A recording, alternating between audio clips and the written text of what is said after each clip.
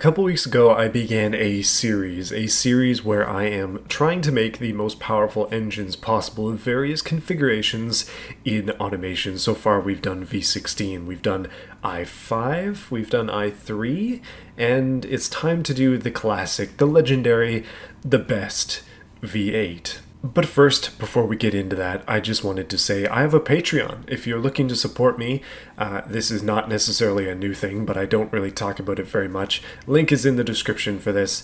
Currently, I have 40 posts up there. It's all just my videos with a little blurb that I write, a little bit extra. And I also have YouTube memberships if you're not into Patreon. Both do the same thing. It's just another way to support me. But I was thinking, currently I have 14 YouTube members, and I have 4 paying Patreons, so why don't we issue a challenge? That is a total of 18 members as of April 5th, which is when I'm recording this, but I'm thinking if we can get to 50 and hold 50 by the end of the month, then it's time for me to do something as a celebration. I don't know what. I had a couple ideas, but I need your suggestions in the comments. One of them was that I buy a bass boat. Secretly, I want to buy a bass boat, so it just kind of lends into that. At the end of the day, I appreciate everybody who signs up for this, so you don't have to. It's an optional thing, but I'm thankful. This helps support the channel, keeps me going. Consistent income is a blessing, so thanks everybody. So some boat motors are actually V8s, just very tiny V8s, or very oddly done where they're positioned on a vertical axis, which is strange, but we're gonna make a normal V8 in this. No more eggs, no more weird stuff, just normal. So this is my magnum opus, or at least a rendition of it. I haven't made another version of this car in a while, and that's because I'm waiting for superchargers. The automation devs have been cooking up some fun stuff. If you watch the most recent update video, I skimmed it, but basically we got some cool things coming up, including superchargers and twin charging, which is ridiculous and very exciting, but the next real version of this car is going to be supercharged. Until then, why don't we make a ridiculously high horsepower V8 version and see how fast it is compared to the other versions of this I've made? I think the other one is V12, but anyway. The reason I'm using this is because you can fit a maximum size V8 engine in there and have no issues even with dual overhead cam. And that's also a 11 liter V8, which is absolutely massive. But we've learned some things over the past 3 high horsepower videos, and that is that maximum displacement is not always the best. And oftentimes, even 5 liters might be able to get more power than 11 in this game. It doesn't always make sense. So the thing about V8s is that there are several different configurations in this game. We're going to stick to the tried and true 90-degree V8. There are also some extra parts for V8s that are cool, like flat plane cranks. I'll have to see if that can get us anything better, although I think it's probably similar to the regular non-flat plane stuff. So what I've learned in the past with this is that torque is almost always the issue. We usually run out of performance because we run out of a capability to handle torque, which means we need to go higher up into the RPMs, which means we need to lower the stroke. As an example, we can have a ridiculously high bore at 120 mils and a 50 mil stroke in order to get a 4.5 liter. This thing is a ridiculous RPM machine in this configuration, but somewhere around here, I'm gonna say, let's stop it at 9 liters, and then I'll have to turn it down or up depending, but I'm hopeful that that's gonna be it. For those of you unfamiliar with this, I am totally fine with breaking the game and also not having a good torque curve at all in order to achieve the values I want. That's not what this is about. It's all about just getting ridiculous power. That's all I care about. It doesn't have to be usable, it doesn't have to be good, it just needs to be ridiculous. Which means we need 2 turbos, although I thought you could put 4 on a V8, but apparently not. And yeah, race preset, this is gonna break the game, as it always does. Full quality. I'm not even looking at the graphs yet until we get all this stuff set up. So I have been using different fuels for this. Most of the time I've been using ethanol. E100 is quite a good fuel in this game, same thing with methanol. But for the sake of argument, I saw some comments, people use nitromethane, what are you doing? So we're gonna try to use nitromethane. The thing is that in this game, nitromethane is great for high power, but it is ridiculously testy. It is very hard to tune an engine for nitromethane, so we're going to have to be careful. I might get sick of it and switch back to methanol, just a forewarning. So I have not looked at the graphs yet, but you can see it's flashing and it says a piston has failed due to excessive torque load, which is always a good sign, and the graph is not good. Okay, so immediately, because we have issues, which is obvious, we're going to have to switch to forged heavy in order to get 3,700 horsepower. That's a pretty good place to start. Conrad's having issues with high RPM, to be expected, and torque reliability of Conrad's is not good as well. We're going to have to go forged heavy, which is going to screw up our RPM again. Oh, this is already off to a great start. This is kind of what I was talking about before, where torque basically becomes the problem. So in this case, we have 9 liters. That's too much at this point, unfortunately, in order to run the components that we need to run in order to get the power that we need to get. Just out of curiosity, I'm interested to see if there's a difference between the billet steel heavy regular and the billet steel flat plane crank. So we'll try that here. Yeah, so flat plane is actually worse apparently in RPMs, just slightly. Yeah, so regular is better theoretically, but just by a little bit.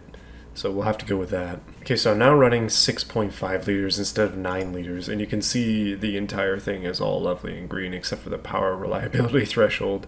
But this makes a huge difference. This is going to mean that we can possibly get a lot more power out of this engine, especially with these and this. So with the current setup, using a forged heavy Conrad setup, which gives us the best Conrad reliability that we can get for torque, this is giving us the ability to run 6,800 RPM over here, but obviously we can push past that and it's 9,000, which is not bad at all. So hopefully with this setup, I can build the power I want. I'm hoping for like 10,000 horsepower, at least 8,000. That's the goal. Let's see. But yeah, the only stuff to worry about now is up here, and we are not even in any of this territory, which is perfect. We can get all the way up to 44, basically 4,500 in the torque before anything happens. So I said before that nitromethane is testy, and we'll get to that in a bit. Basically what I mean by that is little changes can sometimes just destroy the engine, especially when we get up into the high power stuff. So right now our intercooler is ridiculously restrictive at 300 horsepower. We have 10 times that much. So increasing this should increase the power significantly on this thing. 4,000 horsepower, would you look at that? Now our compressor is restrictive, so we need to increase the size of that next. So with the turbos basically as large as they can be, we are peaking at 4,332.3 horsepower. That ain't bad, not bad at all. Back into the fueling system, I have got the best stuff that I can get here. But I'm just going to increase the manifold size a little bit, and again we shoot up in power. Headers are a little bit restrictive, increase the size. Okay, now my favorite part of tuning a turbo engine is increasing the AR ratio until it explodes. That's basically all you can do. Okay, we got 4,000 something, but our compressor surge is screwing the thing up, so dial it back a little bit, basically until that disappears. And we're at 4,500, hopefully I can get a little bit more. This is what I'm talking about with nitromethane. We are one click away from death on this engine. Take a look at that.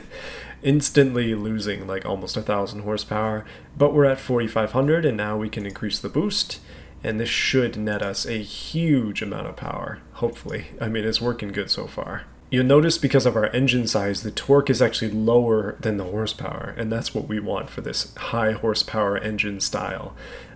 Yeah, it doesn't always make sense. So I got up to 6,000, and then the pistons grenaded, which is always good. That is 6,465.5 horsepower, and our pistons are almost toast. Those are, I believe, the strongest pistons that I can get at forged heavy. The maximum torque is as good as it can be. Uh-oh. We might run into reliability issues just with this, and then we're going to have to do something else to sort of make up the difference. So, because our power is pretty high up in the RPM, if we increase our cam profile, we should gain power, question mark? Not really. Okay, we're going to lower it and hopefully lower torque. Oh yeah, that's giving us a lot more headroom. I like it. I like it a lot. Remember what I said about glitching the game to get the best results? That is exactly what I'm doing here. Now I realize that realistically this is more like a 4,000 horsepower engine, but the graph says 6,500 and that's what makes me happy, so that's what we're going with. We basically truly peak unless you tap 9,000 RPM. Your true peak is over here, like 4,000-ish. And it's pretty flat, like this is a good power curve, right in here at least. Okay, back on the boost until it explodes. That's pretty much the train here. Hopefully we can crest 7,000 before it gives up the ghost. Okay, we're getting to that stage that I was afraid of. 6,750 horsepower. I cannot touch either of these without it breaking at this point. Going over to this stuff here, it's just going to be like tiny tweaks. Basically increase the size of this and we gain like 1 horsepower. So all we can really do at this point is adjust the stuff in here until this gets back to a good state and it's not going to blow up as soon as I touch it. Ooh, that's good power out of the VVL profile. That is extremely good power. Come on, 7K, 7,000. Okay, 100 VVL profile is apparently the thing to do. VVL RPM is as high as it can be. I think that's all I can do for this stuff. Okay, back over to compression. 7,000 horsepower, people. That is exactly what I wanted to see. I was hoping 8, but 7's not bad. I don't think we're going to get 8 just because of this, but a man can dream. Honestly, in doing these 4 engine builds so far, I feel like I've learned a ton about tuning high horsepower engines. Obviously, I'm not doing it the correct way, where the curve basically reflects my antics, but I'm learning a ton about this. Like there's a lot of interesting stuff going on here, especially when it comes to the way to tune the turbo and stuff. I've got a formula now. Oh boy, 7,100 horsepower, but we are knocking on the door of the pistons over there. Oh, pistons failed. Okay, I think that's all that we can get without blowing the thing up. Boys, that's it. That's all we can do with this specific engine and specific size. 7,107 horsepower. That is pretty darn good, honestly. That's not bad at all, considering this is a ridiculously powerful V8. I mean, consider the fact that with a V16, I got 12,000 horsepower. That's 5,000 more than this. Double the engine size. Significantly more than double the displacement. That thing was like 21 liters. So power density, this thing's doing pretty good. There's always that thought in the back of my mind. I'm like, if I chose a different fuel, could I do better? But yeah, it's not always the case. Nitromethane though, we're making some good power on nitro. As with all of these videos, I challenge you, do better than me. If you can do better than me, share how you did it in the comments, and then I can learn from that, and everybody else can too. And then maybe, just maybe, we can all make better engines. That's the goal. But this is not looking too bad. I'm pretty pleased with that. I'm curious as well. We might have to do 60 degrees to see if it can actually get any better than this. Although those engines are different, obviously. Maybe it can? I don't know. It doesn't exactly have the advantage. Let's put this thing into the car and then hopefully take it out into BeamNG and see how it does. Okay, let's see how this thing does. By the way, I gave it a dual clutch. I know some people kind of got confused in the last video thinking that I was shifting, but it's an automatic transmission, so I was not shifting. But I will take over if it will not hang at a 9,000 RPM like it needs to. This car is a bit nuts. Just as a reference, it does wheelies, and it does them with a pretty decent amount of control. This is an 8-speed dual clutch.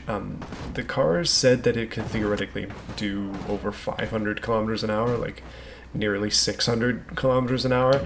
I've kind of given this car a bit of an advantage in the sense that this is a racing car that I've already spent a lot of time on, the suspension and everything, but in this case it's too soft for this engine, and that's why it's doing these wheelies. Also, it is very mildly rear bias, which might have been a mistake, but it is all-wheel drive, even though the front isn't exactly utilized. Maybe that's for extra speed, who knows? And we probably need more downforce as well. That being said, it hangs on the 9,000 pretty good, so we are definitely seeing our over 7,000 horsepower, which is exciting. If I manually shift the car, it basically goes like this.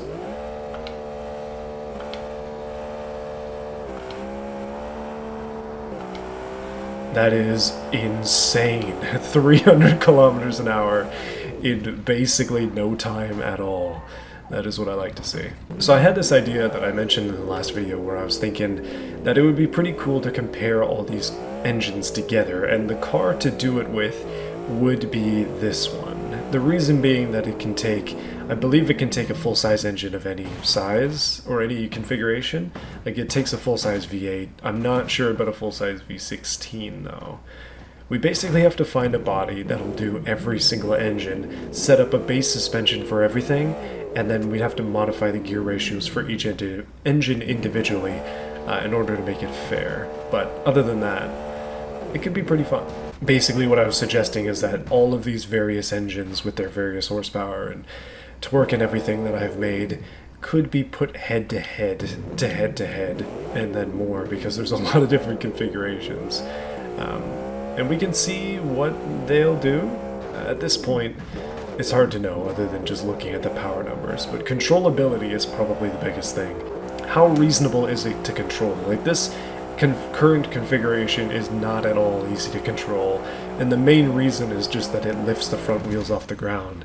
It's like if you're towing a heavy trailer and you don't have a weight distribution hitch, you lose the weight on the front of your wheels, and then, or on your front wheels, and then it becomes harder to get grip when you're trying to turn. So stuff like that is basically what's happening here. But anyway, hopefully you've enjoyed this video. Let me know what you thought of it in the comments, and I'm excited to see what else we can do with these engines and cars and various things. Actually, hold on a minute. We're missing a key aspect of this. We need to do a drag race.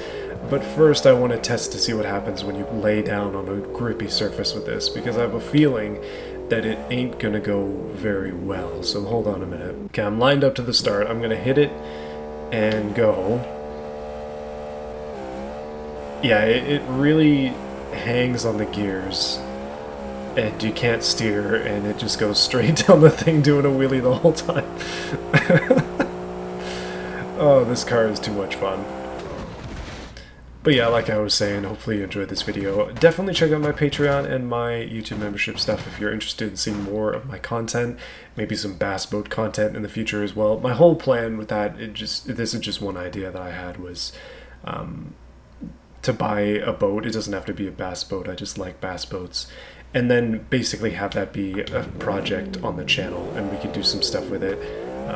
I've been feeling kind of weird about cars recently, in the sense that there's really no place that I can take my Tiburon once I've modified it. Like, I'd have to drive to Toronto at this point to go to a track, and that's just not gonna happen. So boats are a lot more free. There's no speed limit in the middle of the lake, so you can kind of do what you want. And I like boats a lot. I have a boating license. I used to own a boat, and I want to get another one, so that's kind of what I was thinking. But if you have some better ideas, hit me up. I'm curious to see what you guys think. What should I do? See you again soon. Thank you for watching. I always shout out my V8 tier members on the YouTube memberships, and then soon I'm going to be adding a V8 tier to the Patreon as well, just so that there's room to grow in that area too. But it's $5 a month for this if you're interested. Again, totally not mandatory, but you do get this little bonus at the end of these videos. I've been doing this for years. Literally, Overlord has been on this list for 53 months. I've been saying his name nearly weekly at the end of these videos for 53 months. If you want full context, that's like 4.5 years.